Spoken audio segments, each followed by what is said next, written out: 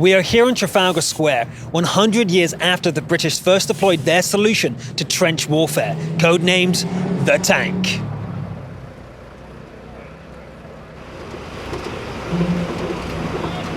To mark the occasion, crew from Wargaming and the Tank Museum were at Trafalgar Square in the early hours of the morning. Their mission? To carefully deploy a Mark IV tank into the centre of London to draw the attention of the general public to this prestigious day. Today, the 100th anniversary of the first tank attack, and to commemorate that, we've brought a replica First World War tank back to the square. And the thing is that the tank was here in World War I in Trafalgar Square. The idea that the government realised the tank was such a good propaganda weapon, it was so good for public morale, they took a tank in the Lord Mayor's parade. They drove it around London. It had such an impact in the public. They then started to think, hang on, we can do more with this. They took a tank to Trafalgar Square, parked it up, and they used it to help raise money for the war effort. So in a way, we're recreating something that's already happened. What brings you here to Trafalgar Square this morning? I see on Twitter this morning, one of the PR guys, or photographers for the British Army, put something about some tanks being down Trafalgar Square and something to do with the 100-year battle. I thought I'd come down and have a look. Yes, it's the 100th anniversary of the Battle of Flers, which is the first tank action. I guess it's a tank. It's a tank, yeah. Do you know why it's here, though? No. You have no idea? No. What if I said it's exactly 100 years ago today that the first tank deployed into combat? I'm speechless. I've looked into it. I know a little bit about the history of tanks. Yeah, the Battle of the Somme was exactly 100 years ago today, and that's why we have a tank here. What do you think of the tank, the Mark IV? It's brilliant. It's absolutely beautiful. I wish I could get inside it. I wanted to ask this morning, but you were all setting up and it was, just a tad busy. It is a replica, yes.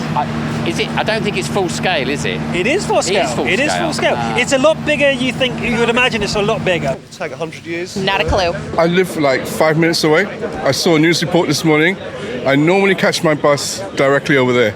So I said, on the way to work, I will definitely have a stop and at least take like 10 minutes, just coming and seeing it. Because this is like, for me, from a nostalgia purpose, this is something I used to have replicas of this as a child. I used to play with this.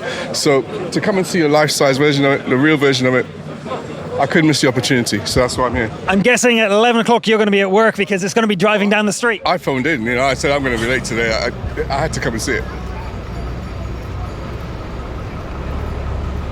So we're delighted to see you here today to join us in commemorating that. And I'm also Many people spoke about what the tank meant to them. But as the midday sun was shining, it was Winston Churchill's grandson, Sir Nicholas Soames, who stole the show. On the 23rd of September 1914, Winston Churchill wrote a detailed memorandum from the Admiralty about the urgent need to develop a mechanical device to influence and move trench warfare on. By the end of that month, Churchill, having enlisted the help of the Duke of Westminster, who was an officer in the Armoured Car Division of the Royal Naval Air Service, and other officers, started to drive forward this plan with great vigour. Ladies and gentlemen, 100 years on, we should honour the memory of those who developed these extraordinary weapons and the immense sacrifice in 2 world wars by those who fought in tanks and changed the face of battle forever.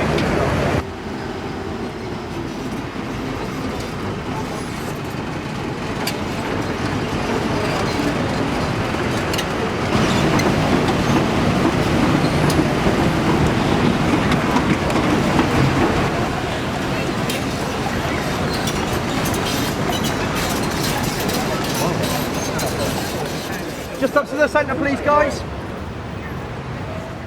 Today, you guys have seen a tank in Trafalgar Square. It's a very special moment for me. It's a special moment for all of us. Trafalgar Square, for those of you who don't know, is the heart of our national life. It's where we come together to party. It's where we come together to protest. It's where we come together to mourn and celebrate and commemorate. And today we're commemorating one of the most important British innovations in our history, the birth of the tank, its arrival on the battlefield in 1916. They go on, of course, to dominate warfare in the 20th century. I've read a lot of letters that have been written by the German soldiers. They found these tanks terrifying. They'd never seen anything like it. These lumbering beasts coming towards them, inexorable, charging across the battlefield. So for both sides, the tank loomed very large. In World of Tanks, we're celebrating this great date, 100 years anniversary of the first tank battle, in all the platforms. On World of Tanks PC, just today, the special event started called Convoy. On consoles, we also have started today a special event called Trench Warfare, where players will drive actual Mark 1s. There will be as well a special map created specifically for commemorating one of the big battles of the First World War. In World of Tanks Blitz, they will start the event at 19th of September, quite soon, and players will have to drive Mark 1 tanks fighting against each other, and we really want to attract them to participate in the celebration of this event. In 3, 2, 1, let's go. Papier, get it. Where? Do you actually know what you're doing? Yes. Penetration, my favorite word.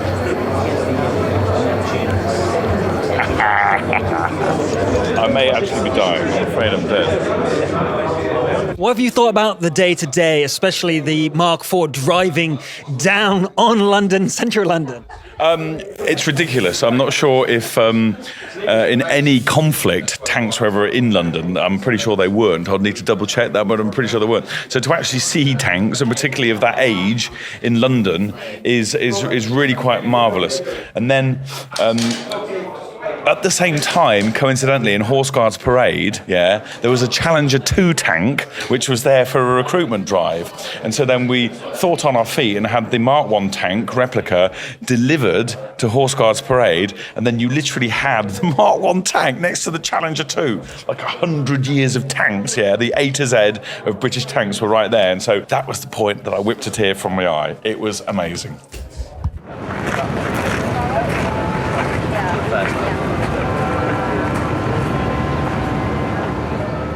100 years ago, the tank started with a machine not so dissimilar to the one behind me, the Mark IV. But over the 100 years, it had to evolve into a completely different beast. And who better to explain the changes than none other than Richard Cutland, otherwise known as the Challenger.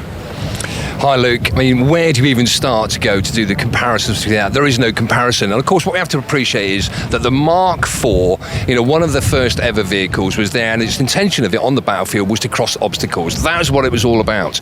The great comparison now, of course, just behind us, we've got the latest British main battle tank, the Challenger 2, the last tank I ever served on. The differences between it are absolutely vast. I mean, we're talking about digitisation, firepower, protection, mobility. From a crew perspective, I mean, I have to appreciate that what it must have been like to serve inside the Mark IV must have been horrific. And today is a very poignant day for me. Of course, we're not only paying tribute to 100 years of some amazing advances in technology, but also we're paying tribute to the men that served on these particular vehicles. And really, just to finish off the day as well, I want to pay my very personal respects to the guys who are still serving today on the Challenger 2, and throughout the world, of course.